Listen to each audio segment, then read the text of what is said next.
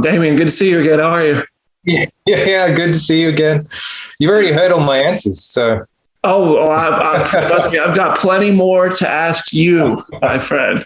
And actually, I want to start at what is essentially the beginning for this film being shared after you spent years with it. Well, actually, this was a quick turnaround considering production last year. But anyway, you spent a pretty considerable amount of time on this film, and then the trailer came out just a couple weeks ago. Yeah. I was reading the comment section on it, and I had the same thought myself as a lot of the comments. The trailer doesn't ruin the movie. It doesn't tell you how the movie ends. Did you have a hand in Marty? Is that a nerve-wracking day? Do you have a hand in designing the trailer? I want to hear about that first process of introducing the world to your film. Yeah. Look, actually, I had more of a hand in it than I thought I would, which in itself is kind of nerve-wracking because then I'm like, am I responsible for this? But no, so Scott, Frank, the producer, and I were very much kept in the loop with the marketing team and the guys who were putting together the trailer. So we saw a few kind of iterations of it. I have to say that the very first iteration, it had a couple of spoilers, but not many. Everyone was pretty aware of the fact that one of the thrills about this film is these reveals and surprises, and trying not to spoil those. We gave some notes. I think that, pretty much all of the spoilers are out of that trailer, which was great. What makes me happiest about the trailer is that I think that it tells you everything you need to know, but there's so much more. You watch that trailer and go, oh wow, I was not expecting that or that. And that for me is kind of, a successful trailer. And yeah, I did do a little bit of kind of doom scrolling the comments on the trailer, but it wasn't doom scrolling. Everyone seemed to like it. And I saw plenty of people say that it didn't spoil the movie. So that's great. Yeah, a lot of compliments and excitement in that comment section. So I'm sure that makes that more fun. And also, I want to say, watching the trailer after watching the movie, like watching it back, is a very different experience. You're like, oh, I see what he did. Okay. Yeah. Go ahead. All I was going to say was, I think that it's a first for me. I mean, people might have liked my first movie, Killing Ground. They might say, oh, that's a great movie that I never want to see again. Whereas actually, I think that No Exit kind of rewards that second watch. Yeah, I think there's little details that you see in there really nicely. But you throughout the film, you don't use violence just for the sake of violence. Like, violence is very much a tool that you use to drive the story forward or emphasize kind of the visceral nature of the situation. And I'd love to hear about how you approach violence as a tool in a thriller genre like this.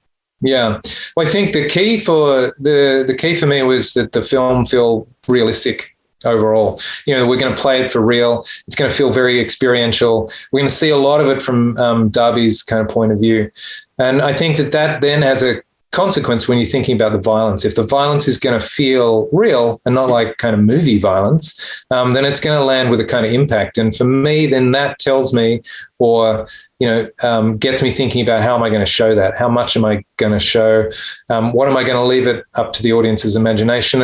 And honestly, I think that audiences, it's sometimes worse to be left to imagine what's happened. So I want to be very careful about how I use it, and also to make sure that the film remains entertaining, without losing any of the impact of what's happening.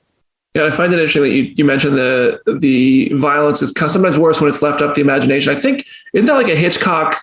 Like, that's kind of how he described films. And I'd love to actually use that to transition, because I mean, there are plenty of horror films or thriller films that are about being in isolation or about being stuck in the snow, or, there's a killer among us. And this very much does its own thing, and it's unique in its own way. Did anything inspire it though? Did you look at any horror films or thriller films and say, like, oh, I like this aspect, I want to apply it to No Exit? Yeah. I mean, Hitchcock's one of my favorite filmmakers. Psycho is one of my favorite films. It was a film that I rewatched when I was thinking about this. I feel that in many ways, Darby's flight to the visitor center is a little bit like Marion Crane heading to the Bates Motel. She does not know what she's getting herself in for. but it was more thinking about Hitchcock was thinking about the way he uses his camera, the way he directs point of view. And I think in a thriller, point of view is one of the most important things. It's, what does the character know versus what does the audience know, and what's the tension in that gap. And as a director, point of view is one of the most fun things to play with. So, yeah, I was thinking about that film. I also thought about a few contemporary thrillers that I felt were playing it real. Films like Prisoners, films like Green Room, films that you could imagine if they were done in a hyper-stylized way would have a completely different kind of feel, but land with such intensity because they're playing it for real. And then I think I watched, just because of the snow, really, I watched a bunch of films set in the snow, like Fargo or A Simple Plan, which I love, even The Grey or The Thing. In terms of thinking about, I find it's interesting, those films, it's the stark white of the snow, it's the cold. They just throw everything into such relief. There's nowhere for the characters to hide. And very much wanted to kind of bring that feeling into this film.